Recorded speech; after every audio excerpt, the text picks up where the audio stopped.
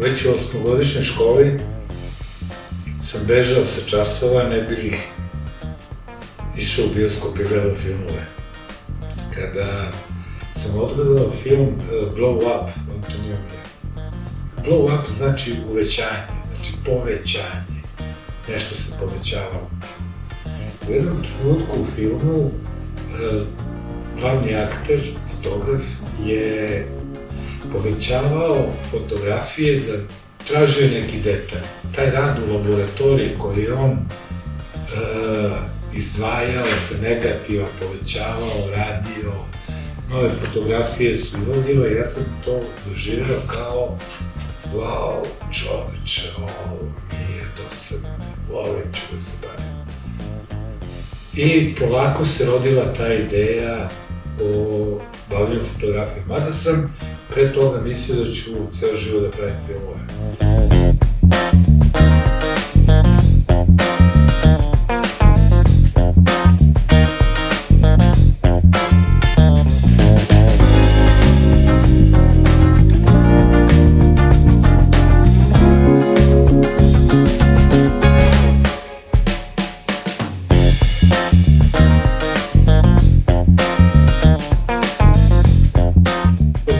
Mi je donela puno.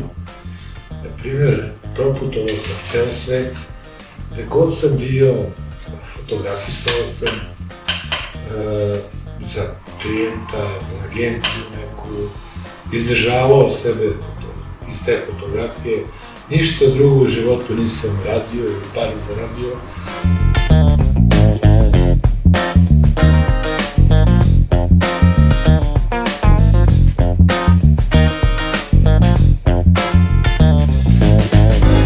Krenuo sam da se malo ozbiljnije bavim time kada sam upisao Fakultet dramskih umetnosti i tu se upoznao s jednim genijem, zvali smo ga Đako. I zajedno smo počeli nešto da radimo gde nas sredina nije razumela. Bio sam na letovanju u Dubrovniku gde sam na ulici slučajno prepoznao Pompeja Posara, fotografa američkog Playboya, gde sam prišao i pitao ga, evo je, ti Pompeja, kao ja sam. Kao, mogu se upoznao s tobom i on, kao čime se baviš, ne znam, bavim se fotografijom. Hoćeš da budeš asistent? Ja kao, hoću. Pozove me čovjek, kaže, dođe sutra u Marinu, taj aktor, vidjet ćeš zastavu Playboya, ja dođem. Ekipa tu, šminkerka neka iz Amerike koja došla, neka Čehinja. Nema asistenta, ja kao, evo, ja ću. I boga mi provedem sa njim nekoliko meseci gde smo fotografisali devojke iz bivše Jugoslavije. Ime i prezime izašlo u američkom Playboyu koji je tada imao 7 miliona tiraža.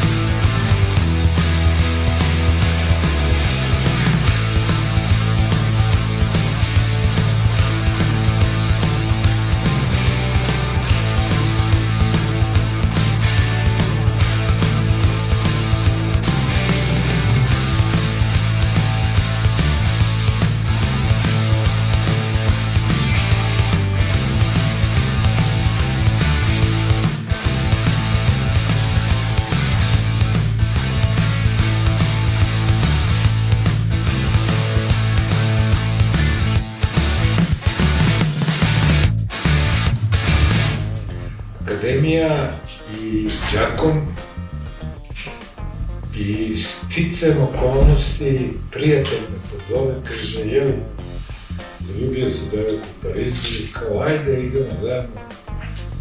Plaši se aviona, pa kao da menjamo se u vožnji, on plaća, hotel plaća sve, koji dužu. Sedimo mi u njegov Jaguar, nismo prešli 200 metara, Jaguar, stane, i on kaže, jel, može tvoja peglica do Pariza? Kaže, može. Sednemo i peglicom do Pariza. On sa svojom djevojkom, ajde, sad gore, dole, ja sam šetam u Parizu. Opet sretnem lika, pitao vas, vidite, ste vi Francesco Giacobetti? Kaže, taj sam. Ja se bavim tim, i on kao, ajde, dođi. Studio kao naša sajamska hala.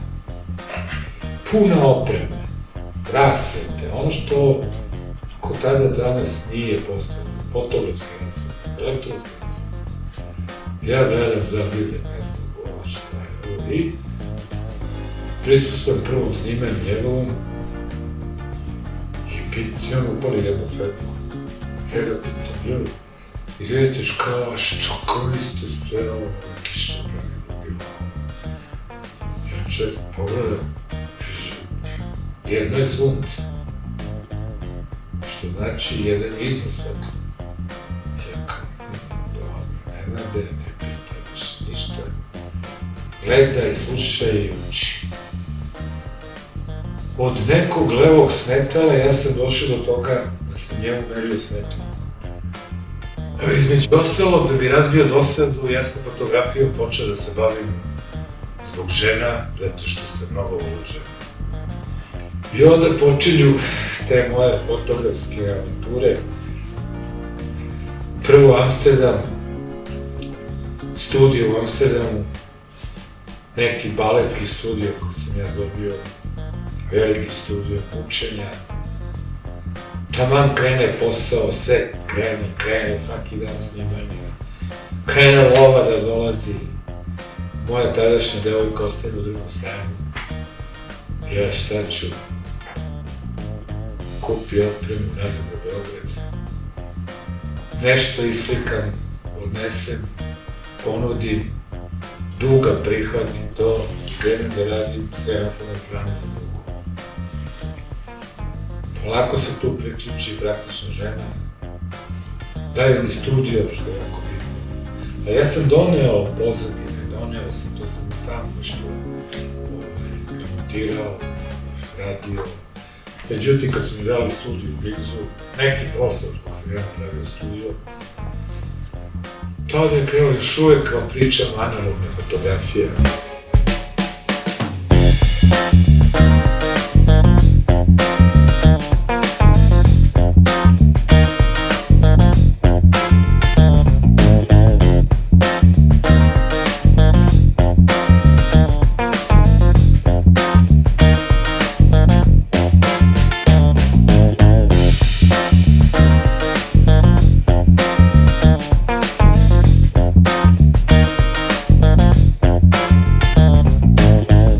Prema modnoj fotografiji mi je doneo Francesco Giacobetti. U to vreme, pa i posle, normalno kad se pojavio Helmut Newton sa svojim, gde manekenke više nisu izgledale kao čiviluci za garderobu, gde on izmišljao te neke situacije erotske, seksi, situacije. Normalno da je to probudilo maštu u meni, da bih počeo da se bavim fotografijom kojom se bavim sada. To dugo traje i ne bih ništa menjao.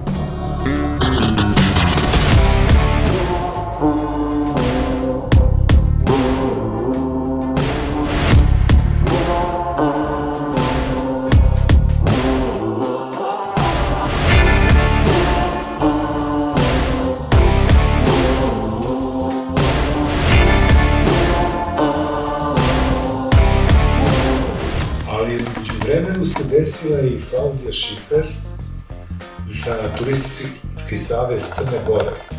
Mene su angažovali da je fotografišem za plakat.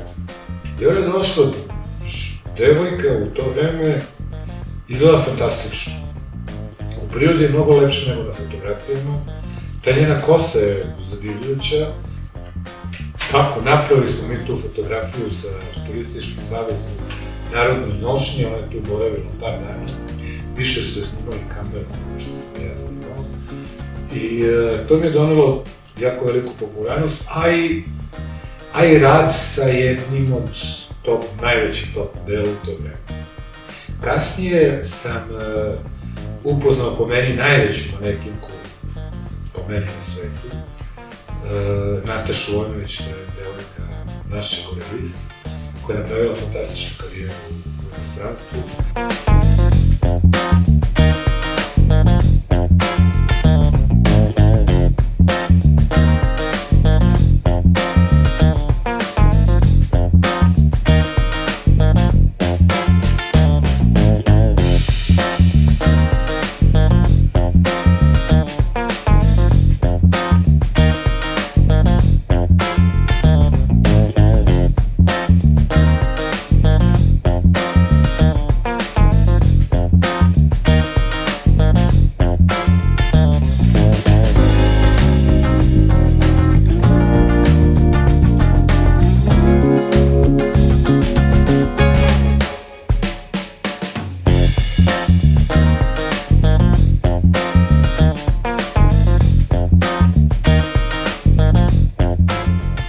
Ideje za ovo što radim zadnjih 30 godina. Jedno vreme sam kopirao na početku. Sjećam se, kopirao sam Marka Donijana. Kopirao sam do jednog trenutka kad mi je došlo, gde je išao. To ljudi nisu znali da prepoznaju. Mislim, ovaj koji gledaju, moj kao, ovo super, ti ovo ja stavim, tako sam iskopirao nekog. Otišao sam na neki dalji put i razmišljao. Dok jednog trenutka nisu krenuli u moje glavi iskaču slike. Brzo sam se vratio i počeo to da pokušam to da ponovim.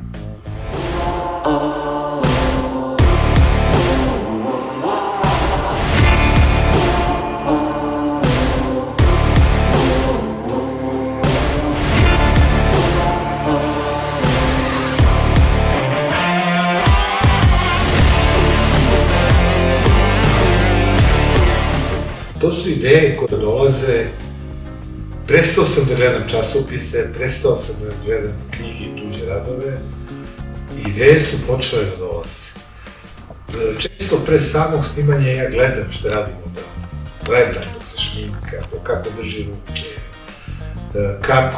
kako se nasmeje, kako se sagne, i to onda koristim na samoj fotografiji.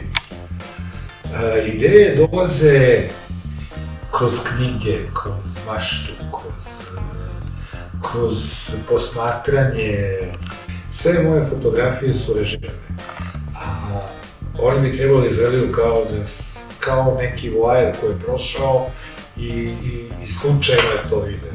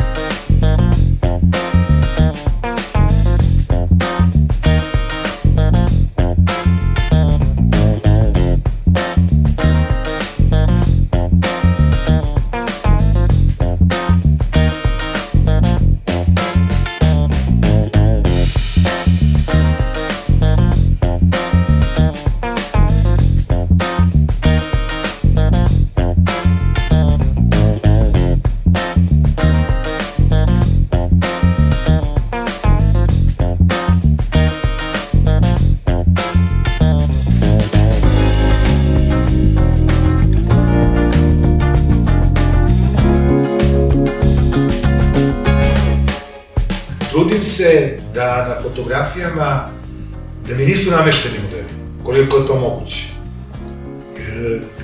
Konkretno za Draganu Ognjanović katalog, ja pozovem devojku na moju odgovornost, Sandra, iz grupe Models, to vreme, prelepa devojka, inteligentna, normalna, devojka izgledala, ali neverovatno. Ali šta se desilo? Ona i samo od nekog straha radi za Draganu Ognjanović, ja i slikam. Padne mi u nesvest na sred slika.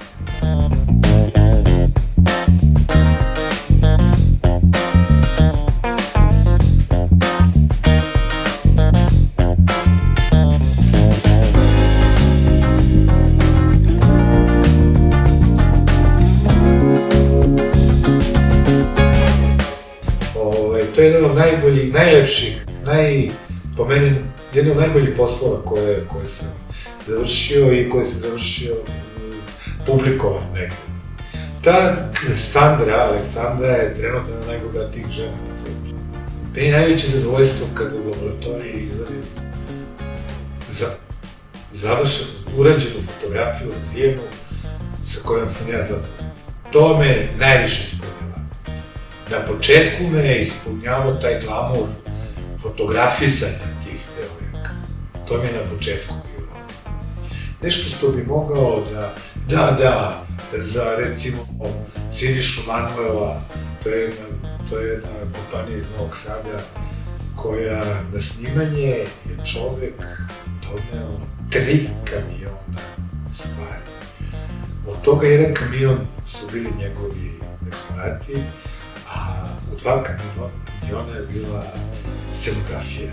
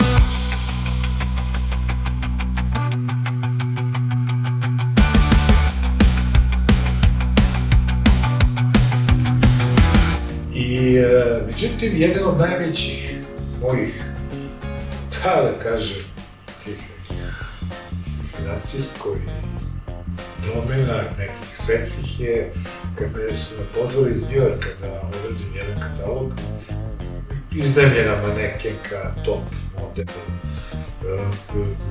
asistenti, šminkeri, stilisti. Mi smo radili cipele, čizme, cipele. Znači sve ovo gore je donošeno, to su sve vrhunske marke, da? Tako da mi je to bio jedan od najzanimljivijih. Inače, Julia Hart se zove klijent.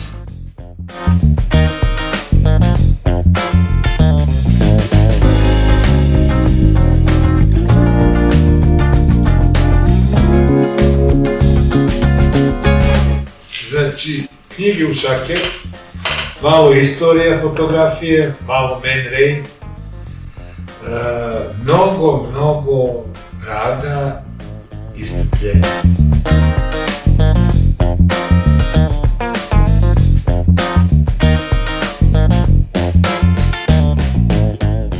Uvek provokativna, nikad dekorativna.